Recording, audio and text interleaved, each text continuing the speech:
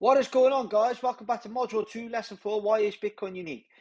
If you haven't already, please smash that like button, subscribe to the channel and comment in the feed if you've got any questions on any of the lessons, if you want to know any more, or if you want to give us any guidance or things that you need help with. So let's get into it. Module 2, Lesson 4, Why is Bitcoin Unique? So the first thing you want to think about is, when was Bitcoin created? So there's 5 things really. So the first thing is how the conception of Bitcoin. So it came out in a time of 2009, in the crisis. Nobody gave a shit, basically. It was just basically like a cypherpunk movement. There was an anonymous founder, Satoshi Nakamoto. Obviously, he was very smart that he remained anonymous, because obviously there's no one to kind of knock the door on to regulate. So that's what kind of worked. And I guess it was nobody actually paid it any attention. Everyone thought it was stupid. And obviously these coins are worthless. So it didn't even have a value at that time. So that's one thing. And obviously another thing is, like, if you look at like all of the cryptos around that topic, all of the cryptos have got a CEO. Like, for example, Ethereum's got a leader, Vitalik Buterin. So there's that as well, because obviously there's someone to knock on the door there with all of the cryptos. But with Bitcoin, there's no central authority, and that's what makes it a commodity. Like I said in another video where Gary Gensler recently said, out of the 20,000 cryptos, Bitcoin is the only one that he's prepared to say label a commodity like. That's one thing. The second thing is proof of work. So many think obviously Bitcoin's inefficient because it's backed by electricity and things like that. But obviously we showed that obviously the proof of work is what makes Bitcoin decentralized.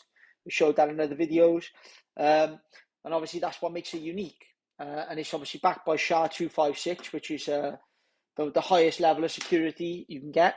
And obviously it's backed by, like I say, it's the most powerful computer network in the world. All these computers are basically putting their computing power into this network, protecting the network to the death.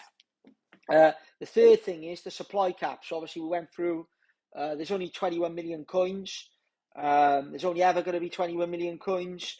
Obviously others have changed coins. Ethereum are moving to proof of stake. So that's the one thing with Bitcoin, because with certainty that the protocol is never going to be changing. Like it's the probability is very, very low. Where like Ethereum, again, it started 5 years ago. Now it's moving over to proof of stake. That's changing all the time. That still hasn't been done.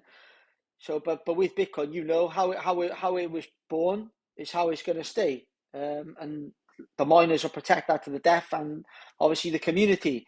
The fourth thing is the hash rate. So the hash rate is how much power is being used to secure the Bitcoin network.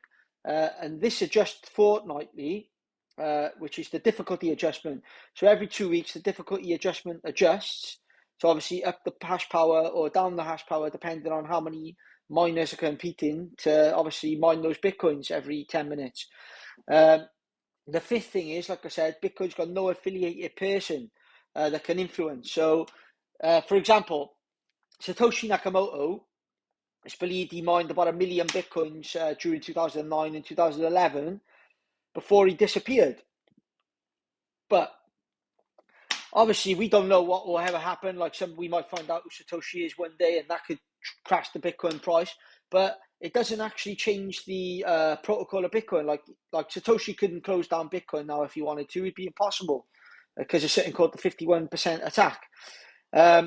So even if Satoshi all of a sudden decides to, his wallet moves after all these years, and he sells all his Bitcoin and he comes out, it doesn't matter. I guess there'll be an opportunity there because the price will crash. Yeah, okay, it'll affect the price of Bitcoin short term, but there'll be an opportunity there to buy cheaper Bitcoin. But ultimately, there'll still only ever be 21 million Bitcoin, so it doesn't matter. There's a lot of frauds that have been around. One guy, Craig Wright, who's with Bitcoin SV now, he claims to be Satoshi Nakamoto. You can look that up, simple search on YouTube. But again, like, he hasn't moved no coins ever. So most people think he's full of crap, and he's not Satoshi, and he's just an imposter. So that's one thing. So how could Bitcoin get attacked? So there's three main attack factors. So number one is, like I said, a 51% attack. So somebody would need to basically take over 51% of the mining power to be able to attack the network. But why would they? You got to ask yourself the question, or why would they do that? Because if they were to do that, I guess they're kind of like screwing themselves over financially, because obviously it'd be a massive cost to do that. The likelihood is like, I think it's like winning like 9 lotteries in a row, something ridiculous like that. And obviously they'd be basically spending all this money to shut down Bitcoin uh, at a loss to themselves, basically, and obviously at a financial loss, which was kind of like it's not really financially incentivized to do that, and the chances are highly unlikely anyway because of the difficulty adjustment. Miners would just adjust to do that. There was an article, actually, I pulled that up now. So in 2014, there was a company called Ghash.io, which was a consortium of Bitcoin miners, which was basically a pool of miners, and they got close to attacking Bitcoin. Never happened though, because the miners just flocked to a different pool to remove the hash power from this pool. And because you've got something called Nakamoto consensus, where miners will accept the heaviest change. So for Bitcoin to get overtaken on a 51% attack, you'd have to be, again, miner consensus. So if you control 51%, you can basically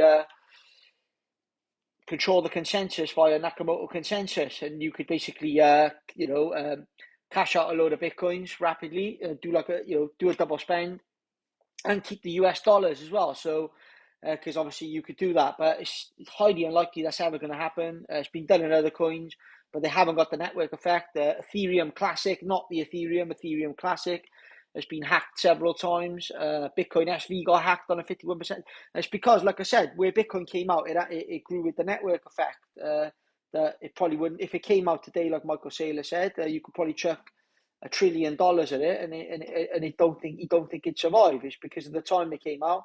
No one was paying any attention. Everyone thought it was a joke, and they allowed it to grow organically.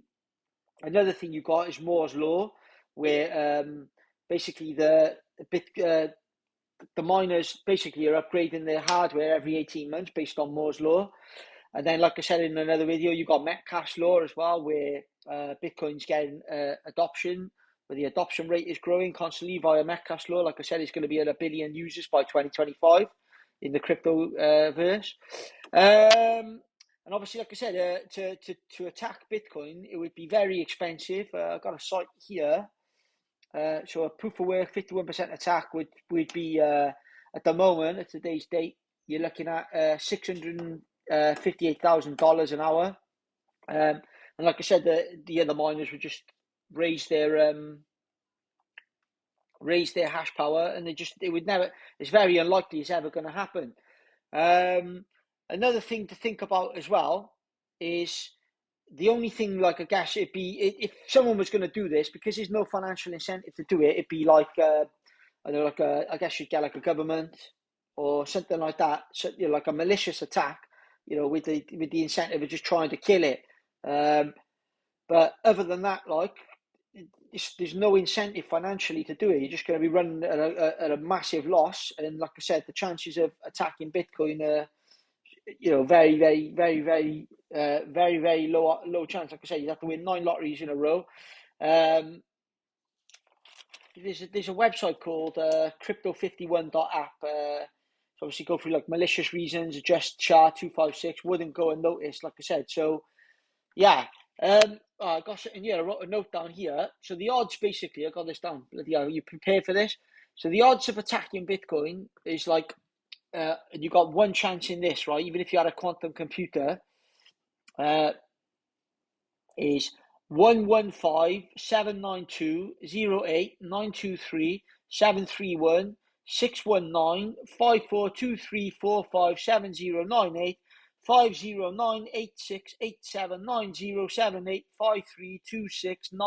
84 66039 457 584 007 913 129 63993. So that's the actual one chance odd to attack Bitcoin, which is crazy. I guess what quantum computers would do, though, again, it'd be an attack on the private key. But like I said, again, it'd affect governments, banks, passwords. So everything would be affected by it. You know what I mean? And all that would happen, in my opinion, is Bitcoin would probably just do a hard fork, upgrade the system onto a quantum network. I bet it could be done fast. And you'd find then that the miners are using quantum computing, in my opinion. I think, like I said, Moore's law would just, like I said, every 18 months, the hardware is updating constantly due to the network effect. So I think it just evolved rapid, in my opinion. There was another site as well. I just mentioned it, didn't I? Crypto. I wrote it down here. Crypto51.app. So look at that. Oh yeah, this is it. Crypto51.app. Yeah. So that's pretty much it.